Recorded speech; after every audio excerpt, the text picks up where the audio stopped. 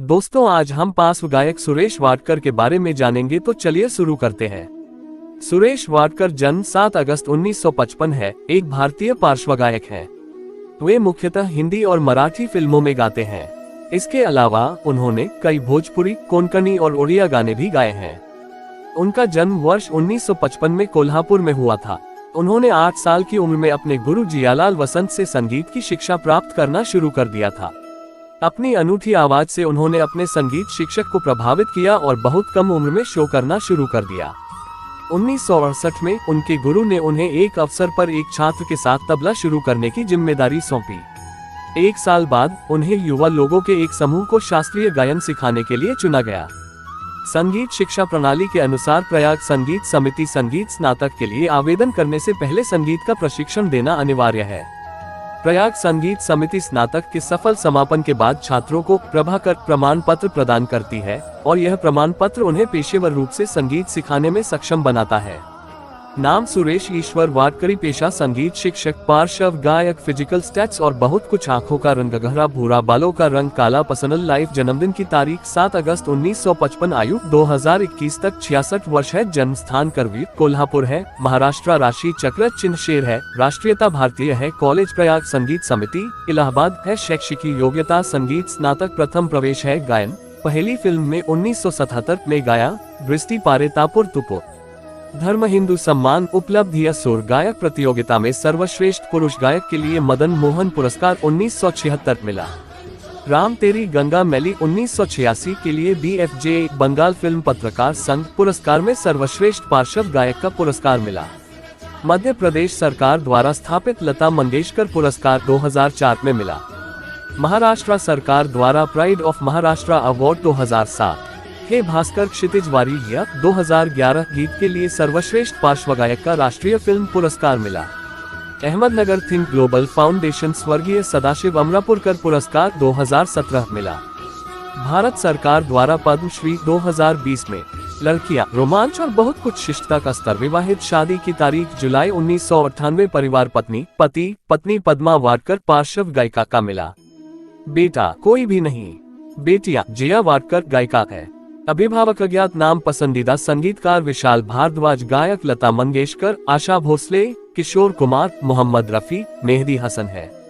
सुरेश वाडकर एक भारतीय पार्श्व गायक हैं, जिन्हें हिंदी और मराठी फिल्म उद्योगों में उनके योगदान के लिए जाना जाता है। उन्होंने 8 साल की उम्र में अपने गुरु जियालाल वसंत से संगीत की शिक्षा प्राप्त करना शुरू कर दिया था। अपनी अनूठी आवाज से उन्होंने अपने संगीत शिक्षक को प्रभावित किया और बहुत कम उम्र में शो करना शुरू कर दिया। 1968 में उनके गुरु ने उन्हें एक अवसर पर एक छात्र के साथ तबला शुरू करने की जिम्मेदारी सौंपी। 1 साल बाद उन्हें युवा लोगों के एक समूह को शास्त्रीय गायन सिखाने के लिए चुना गया। संगीत शिक्षा प्रणाली के अनुसार प्रयाग संगीत समिति संगीत स्नातक के लिए आवेदन करने से पहले संगीत का प्रशिक्षण देना अनिवार्य है। प्रयाग संगीत समिति स्नातक के सफल समापन के बाद छात्रों को प्रभाकर प्रमाण पत्र प्रदान करती है और यह प्रमाण पत्र उन्हें पेशेवर रूप से संगीत सिखाने में सक्षम बनाता है। उन्होंने सफलतापूर्वक स्नातक की पढ़ाई पूरी की, प्रभाकर प्रमाण पत्र प्राप्त किया और आर्य विद्या मंदिर, मुंबई, भारत के संगीत शिक्षक के रूप में अपनी यात्रा शुरू की।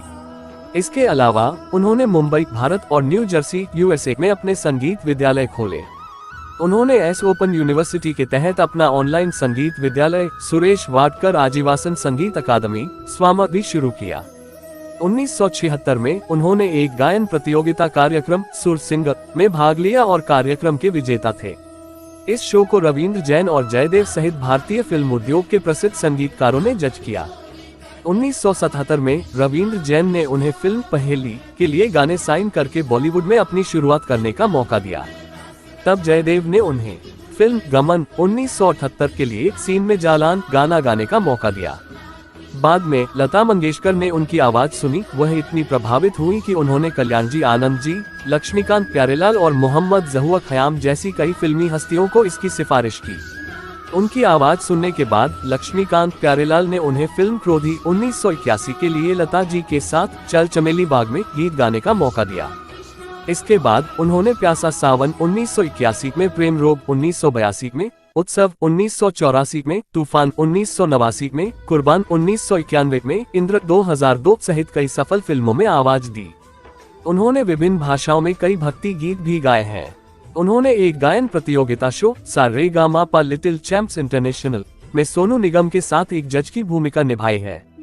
अपने शानदार करियर के शुरुआती दौर में उन्हें माधुरी दीक्षित से शादी का प्रस्ताव मिला, लेकिन उन्होंने प्रस्ताव को अस्वीकार कर दिया और उस समय उन्होंने इसका कारण बताया, लड़की बहुत पतली है। 2007 में उनकी सबसे बड़ी बेटी अनन्या वाडकर ने तारे जमीन पर फिल्म के गीत मेरा जहान के साथ पार्श्व गायिका के रूप में बॉलीवुड में अपनी शुरुआत की। दोस्तों, कैसी लगी वीडियो की जानकारी कमेंट में जरूर बताएंगे। धन्यवाद।